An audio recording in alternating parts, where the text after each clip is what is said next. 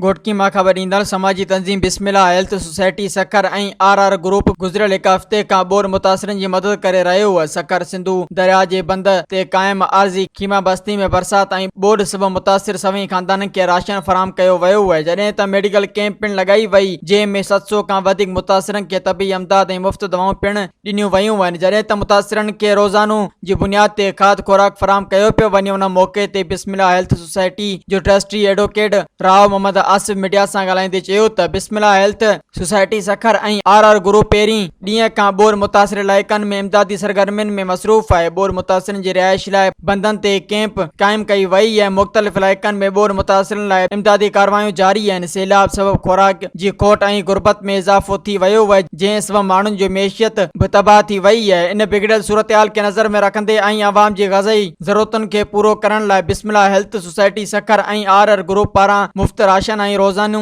जी बुनियाद ते तैयार कयल खाधो विराइण जो सिलसिलो जारी आहे। हिन चयो त मुतासिरनि जी मुकमिल बहाली ताईं तंज़ीम तरफ़ां इमदाद जो सिलसिलो जारी रहंदो। मज़ीद ख़बरनि ऐं तफ़सीलात लाइ विज़िट कयो असांजी वेबसाइट www.awamiNewsHD.com ऐं ॾिसंदा रहो अवामी न्यूज़ HD।